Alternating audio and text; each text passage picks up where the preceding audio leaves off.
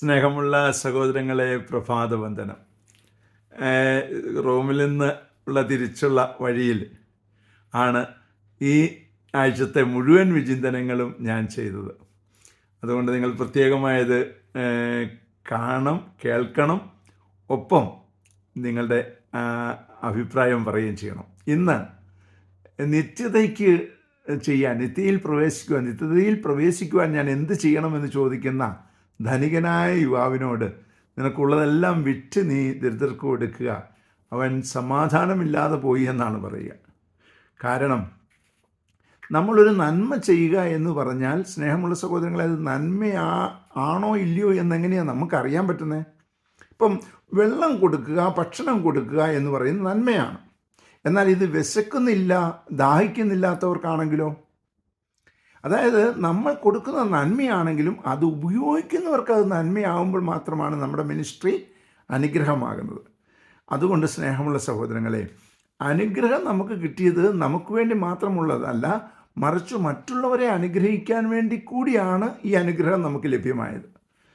അപ്പോൾ നമ്മളെപ്പോഴും ചിന്തിക്കേണ്ട ഒരു കാര്യം ഇതാണ്: ഞാൻ കൊടുക്കുന്ന അനുഗ്രഹം ആ ഭാഗത്ത് എന്തുണ്ടാകുന്നു എന്നുള്ള തിരിച്ചറിവിലാണ്, അല്ലെങ്കിൽ അവിടെ എന്താണ് അനുഭവമാകുന്നത് എന്നുള്ളതാണ് നിൻ്റെ നന്മയാണോ അത് തിന്മയാണോ എന്ന് മനസ്സിലാക്കാൻ പറ്റുള്ളൂ. ഒരുപക്ഷെ നമ്മൾ ചെയ്യുന്ന നന്മ പ്രവൃത്തി ആയിരിക്കാം, പക്ഷേ അത് അവർക്ക് അനുഭവമല്ലെങ്കിൽ, അവർക്കത് അനുഗ്രഹമല്ലെങ്കിൽ നമ്മൾ ചെയ്തുകൊണ്ട് എന്താ കാര്യമിരിക്കണേ? അതുകൊണ്ട് നമ്മൾ പ്രത്യേകം പ്രാർത്ഥിക്കുക, ഈശോയെ, ഞാനീ കൊടുക്കുന്ന അനുഗ്രഹം, അല്ലെങ്കിൽ നീ എനിക്ക് നൽകിയ ഈ അനുഗ്രഹം എന്നെ ഒരു അനുഗ്രഹദാതാവാക്കാൻ വേണ്ടിയാണ് നൽകിയതെന്ന് മനസ്സിലാക്കിക്കൊണ്ട് ദൈവത്തിൽ നിന്ന് സ്വീകരിക്കുവാനും മറ്റുള്ളവർക്ക് അനുഗ്രഹമാകുവാനും തക്കവിധം നമ്മെ മാറ്റുമ്പോൾ ഒരുപക്ഷെ നമുക്ക് നഷ്ടങ്ങൾ സംഭവിച്ചേക്കാം. നമ്മുടെ സമയത്തിനും നമ്മുടെ സമ്പത്തിനും നമ്മുടെ ആരോഗ്യത്തിനും ഒക്കെ നഷ്ടം സംഭവിച്ചേക്കാം.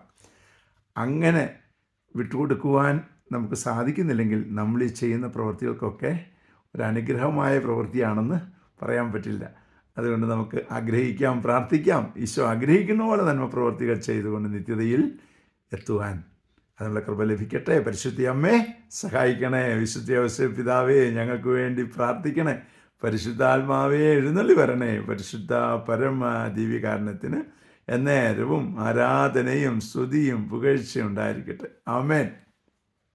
നമ്മുടെ കർത്താവായ യേശുക്രിസ്തുവിന്റെ കൃപയും പിതാവായ ദൈവത്തിന്റെ സ്നേഹവും പരിശുദ്ധാത്മാവിന്റെ സംസർഗവും സഹവാസവും സ്നേഹവും ശക്തിയും കൃപയും എല്ലാ അനുഗ്രഹങ്ങളും സമൃദ്ധമായി നിങ്ങൾ ഏവരോടും കൂടെ ഉണ്ടായിരിക്കട്ടെ, ഇപ്പോഴും എപ്പോഴും എന്നേക്കും. ആമേൻ.